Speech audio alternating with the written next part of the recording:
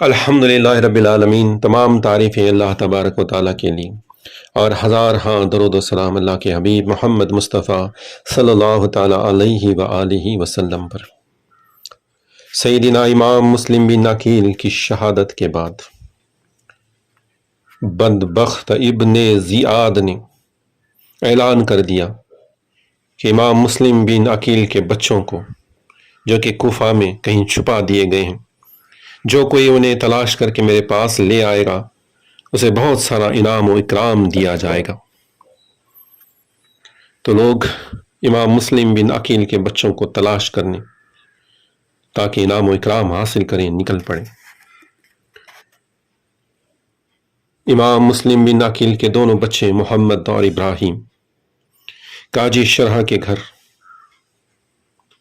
قاضی شرح کو جب خبر ملی کہ امام مسلم بن عقیل کو شہید کر دیا گیا ہے، آنکھوں سے آنسو جاری ہو گئے۔ بچوں کے پاس پہنچے، آنکھوں سے آنسو جاری ہیں۔ بچوں نے قاضی شرح کو اس حال میں دیکھا تو بچے بھی رونے لگے اور پوچھنے لگے کہ چچا جان، کیا ہم یتیم ہو گئے ہیں؟ کیا ہمارے سروں سے ہمارے باپ کا سایہ اٹھ گیا ہے؟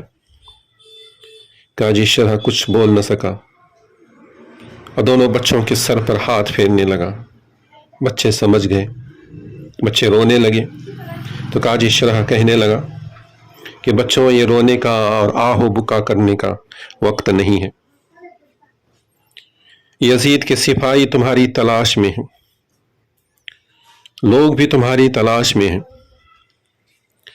دروازہ اراکین کی طرف سے ایک قافلہ مدینہ منورہ جانے والا ہے، میں تمہیں اس قافلے میں شامل کر دوں گا۔ اللہ تبارک و تعالیٰ نے چاہا تو انشاءاللہ تم خیریت سے مدینہ پہنچ جاؤ گے۔ اور اس نے اپنے بیٹے اسد کو بلایا اور کہا کہ بیٹا اسد، بڑی حفاظت کے ساتھ ان دو بچوں کو دروازہ اراکین سے جو قافلہ مدینہ جانے والا ہے اس قافلے کے ساتھ ان بچوں کو کر دو تاکہ یہ بچے حفاظت کے ساتھ مدینہ منورہ پہنچے۔ اسد ان دونوں بچوں کو لے کر دروازہ اراکین پر پہنچا، لیکن قافلہ پہلے ہی جا چکا تھا۔ مدینہ منورہ کے رستے کی طرف دیکھا تو دور قافلہ جانے کے بعد جو گرد اڑتی ہے وہ گرد نظر آ رہی تھی، گرد و غبار نظر آ رہا تھا۔ اسد ان بچوں سے کہتا ہے کہ بچوں، قافلہ تو چلا گیا ہے لیکن گرد و غبار نظر آ رہی ہے، یعنی وہ قافلہ ابھی زیادہ دور تک نہیں گیا۔ تم یہاں سے دوڑتے جاؤ گے تو اس قافلے میں جا کر مل سکتے ہو۔ تو بچوں نے دوڑنا شروع کیا، بچے دوڑتے جا رہے تھے تاکہ اس قافلے میں جا کر ملے۔ ایک بچے کے جوتے ٹوٹ گئے تو جوتوں کو پھینک کر واپس دوڑتے رہے۔ راستے کے پتھروں نے آپ کے پاؤں کو زخمی کر دیا۔ بچے دن بھر دوڑتے رہے، چلتے رہے، دوڑتے رہے، چلتے رہے۔ شام ہو گئی لیکن قافلے کو نہ پایا۔ تھک ہار کر ایک جگہ بیٹھ گئے، اندھیرا ہو رہا تھا۔ ایک بچہ کہتا ہے کہ ہم آرام کر لیتے ہیں، بہت تھک گئے ہیں، بھوکے ہیں، پیاسے ہیں، بھاگے اور دوڑتے جا رہے ہیں۔ کچھ دیر آرام کرنے کے بعد بچے کہنے لگے کہ نہیں، ہمیں آرام نہیں کرنا چاہیے، یزید کے سپاہی ہمیں ڈھونڈ رہے ہیں، وہ ہمیں پکڑ لیں گے، ہمیں رات کو بھی سفر کرنا چاہیے۔ اور پھر انہوں نے رات کو بھی سفر کرنے کا ارادہ کیا اور پھر رات بھر چلتے رہے، دوڑتے رہے، چلتے رہے، دوڑتے رہے۔ معصوم بچے ہیں، رات کا گھن گھور اندھیرا ہے، ہوا سے پتا بھی ہل جاتا ہے تو بچے ڈر جاتے ہیں، لیکن چل رہے ہیں، دوڑ رہے ہیں۔ صبح ہونے کے قریب جب سفیدی ظاہر ہونے لگی، سورج نکلنے لگا اور اجالا ہونے لگا تو بچوں نے دیکھا اور اپنا سر پکڑ کر رہ گئے، کہنے لگے کہ ہم یہ کہاں پہنچ گئے، جہاں سے چلے تھے وہیں پر پہنچ گئے۔ یعنی رات بھر وہ راستہ بھول گئے اور چلتے دوڑتے واپس اسی جگہ پر پہنچ گئے جہاں سے انہوں نے سفر شروع کیا تھا۔ پاؤں میں چھالے پڑ گئے ہیں، بھوک اور پیاس سے نڈھال ہیں۔ اب سوچ رہے ہیں کہ کہیں کسی کے گھر میں پناہ لیں۔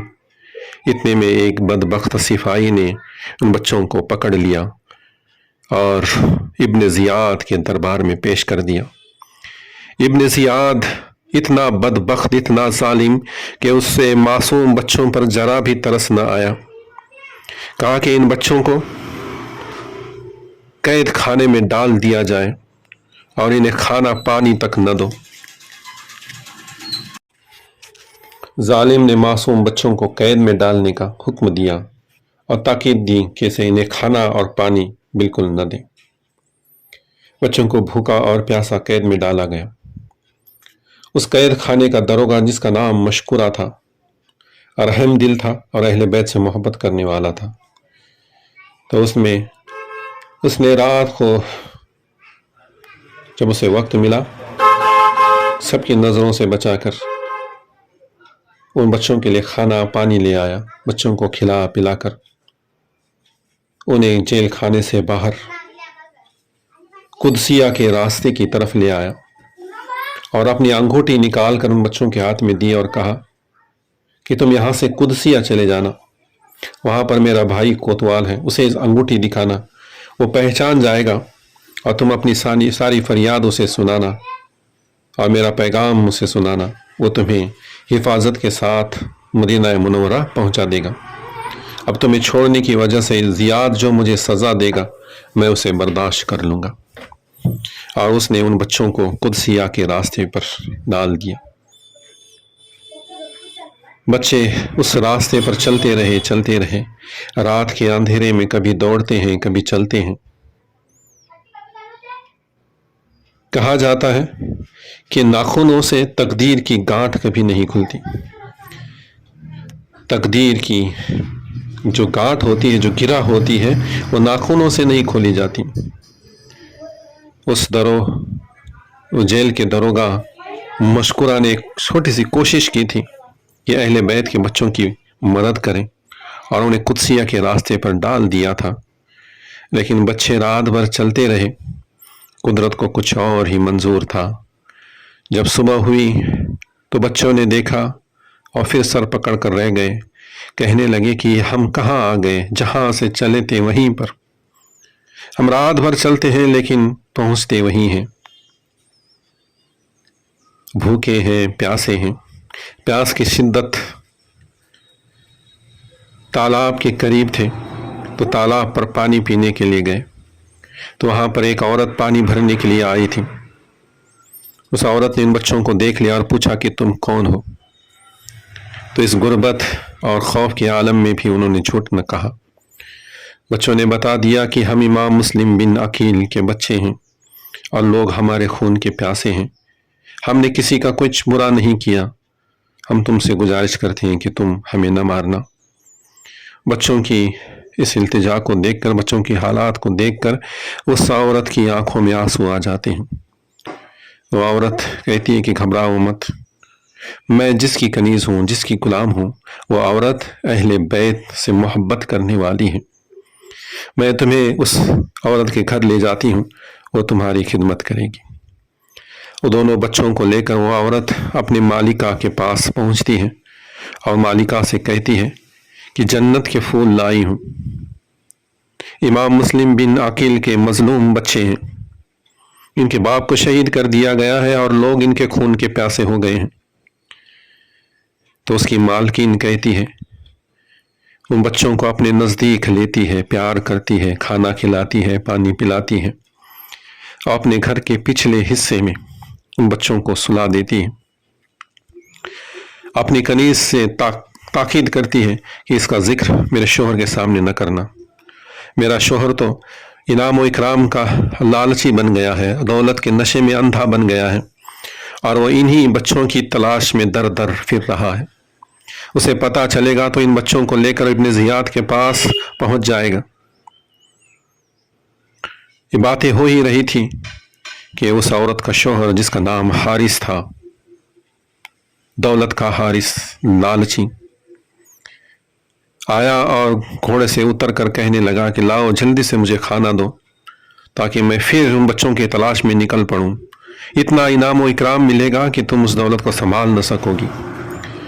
تو عورت کہتی ہے کہ اے ظالم، ایسی دولت پر لعنت بھیجتی ہوں جو اہل بیت کو تکلیف دے کر حاصل کرنے والے ہوں۔ دولت کا لالچی نہ بن ان معصوم بچوں کے ساتھ ظلم کر کے تو اللہ کی بارگاہ میں کس منہ سے پیش ہوگا؟ حارث کہتا ہے کہ یہ نصیحت کرنے کا وقت نہیں، اگر کھانا تیار ہے تو دے دے ورنہ میں جاتا ہوں۔ اتنے میں جو بچے اندر سوئے ہوئے تھے وہ خواب دیکھتے ہیں، خواب میں اپنے باپ کو دیکھتے ہیں۔ جیسے باپ نظر آتے ہیں بچے باپ سے لپٹ کر چیخ مار کر رونے لگتے ہیں۔ یہاں پر بھی ان کی چیخ نکل جاتی ہے آواز سن کر۔ حارث کہتا ہے کہ میرے گھر میں بچوں کے رونے کی آواز سے کون بچے ہیں؟ وہ عورت کہتی ہے کہ نہیں، پڑوس کے مکان سے آواز آ رہی ہوگی، تم اپنے کام پر جاؤ۔ وہ اندر جاتا ہے، دروازہ کھول کر دیکھتا ہے تو یہی دو معصوم بچے امام مسلم بن عقیل کے بچے ہیں۔ ظالم ان کے بالوں کو پکڑ کر گھسیٹتا ہوا باہر لاتا ہے اور تماچے مارنے لگتا ہے۔ وہ عورت سے دیکھا نہیں جاتا، عورت انہیں چھڑانے کی کوشش کرتی ہے۔ یہ ظالم اپنی بیوی پر بھی تلوار کا ایک وار کر دیتا ہے، زخم کھا کر بیوی زمین پر گر جاتی ہے، پھر اٹھ کر اپنے شوہر کے قدموں پر گر کر کہتی ہے کہ تجھے مصطفیٰ کا واسطہ کہ حارث ان معصوم بچوں کو چھوڑ دے، ان کو مار کر تجھے کیا ملے گا؟ تو حضور کی شفاعت کا کیسا دعویٰ کرے گا؟ اللہ کی بارگاہ میں کس طرح پیش ہوگا؟ کل میدان محشر میں ہمارا کیا بنے گا؟ اے ظالم، ان بچوں کو چھوڑ دے۔ لیکن بدبخت بچوں کو تماچے مارنے لگتا ہے۔ یہ عورت کہتی ہے کہ ارے سیاد، یہ سید ہے، ارے سیاد، یہ سید ہے، تماچے نہ لگا، ارے یہ قرآن کے ورق ہیں، انہیں زمین پہ نہ گرا۔ لیکن حارث اس بیوی کی ایک بات نہیں سنتا اور بچوں کو مارتا ہوا گھسیٹتا ہوا دریا کے کنارے لے جاتا ہے۔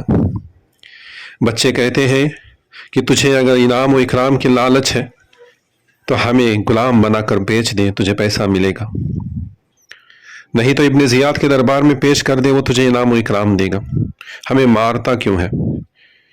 تو حارث کہتا ہے کہ بازار میں سب لوگ تمہیں تلاش کر رہے ہیں، ہو سکتا ہے کوئی شخص تم لوگوں کو مجھ سے چھین لے اور میں انعام و اکرام سے محروم رہ جاؤں، اس لیے میں تمہیں ماروں گا، تمہیں قتل کروں گا اور تمہارے سروں کو لے جاؤں گا۔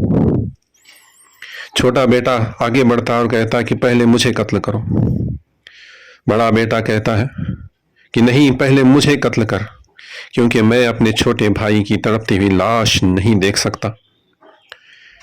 وہ بدبخت کہتا ہے تم دونوں کو تو قتل ہونے کا شوق چڑھا ہے۔ وہ بچے کہتے ہیں قتل ہونے کا شوق نہیں، تو لذت شہادت سے آشنا نہیں۔ ہم اہل بیت کے گھر والے ہیں، بچپن ہی سے ہم دلوں میں شہادت کی آرزو رکھتے ہیں۔ شہید جب شہید ہوتا ہے تو اسے اللہ تبارک و تعالیٰ کا دیدار نصیب ہوتا ہے، ہم وہ جام شہادت نوش فرمانا چاہتے ہیں۔ اور دونوں بچے سجدے میں چلے گئے۔ یہ بدبخت دیکھ کر ہنسنے لگا اور کہنے لگا کہ اے نادانو، کیا تم یہ سمجھ رہے ہو کہ تمہارا سجدہ کرنے سے، سجدے میں چلے جانے سے میں تم پر رحم کروں گا اور تمہیں چھوڑ دوں گا؟ تو تمہارا ارادہ غلط ہے۔ تو بچے کہتے ہیں کہ نہیں، یہ تو ہمارا شیوا ہے، یہ تو ہمارا شیوا مشہور ہے کہ سر دینا عبادت میں ہمارے گھرانے کا دستور ہے۔ ظالم ان پر تلوار چلاتا ہے اور انہیں شہید کر دیتا ہے۔ ان للہ و ان الیہ راجعون، اور ان کے دھڑوں کو دریا میں ڈال دیتا ہے اور سروں کو لے کر ابن زیاد کی طرف جاتا ہے، اس خوش فہمی کے ساتھ کہ ابن زیاد اب اسے انعام و اکرام سے مالا مال کرے گا، ابن زیاد کے دربار میں پہنچ کر کہتا ہے کہ اے ابن زیاد، میں نے ان بچوں کو قتل کر دیا اور ان کے سروں کو تیرے پاس لے آیا ہوں، تو نے جو اعلان کر دیا ہے انعام و اکرام کا، مجھے وہ انعام و اکرام دے۔ ابن زیاد کہتا ہے ارے بدبخت، میں نے یزید کو لکھ دیا ہے کہ بچے میرے قبضے میں ہیں، اور تو نے ان بچوں کو مار کر ان کا سر لے آیا ہے اور مجھ سے انعام مانگتا ہے۔ اگر یزید مجھ سے ان بچوں کا مطالبہ کرے گا تو میں اسے کیا جواب دوں گا؟ تو نے انہیں قتل کیوں کیا، زندہ کیوں میرے پاس نہ لایا؟ اور سپاہیوں کو حکم دیتا ہے کہ اس بدبخت کو وہیں لے جا کر قتل کرو جہاں اس نے ان بچوں کو قتل کیا ہے۔ سپاہیوں نے اس بدبخت حارث کو بھی پکڑ کر اسی جگہ گھسیٹتے ہوئے لے گئے اور وہیں پر جا کر اس کو قتل کر دیا اور واصلہ جہنم کر دیا۔ امام مسلم بن عقیل کے ان معصوم بچوں کی شہادت جو آج میں نے آپ کے سامنے بیان کی، وہ جو اشعار ہیں امام حسین کے لیے لکھے گئے ہیں، لیکن میں یہاں امام مسلم بن عقیل اور ان کے بچوں کے لیے پڑھتا ہوں کہ جن کو دھوکے سے کوفے بلایا گیا، کہ جن کو دھوکے سے کوفے بلایا گیا، جن کو بیٹھے بٹھائے ستایا گیا، جن کی گردن پہ خنجر چلایا گیا، جن کے بچوں کو پیاسا رلایا گیا، اس ابو طالب کے فرزند پہ لاکھوں سلام، اس ابو طالب کے فرزند پہ لاکھوں سلام۔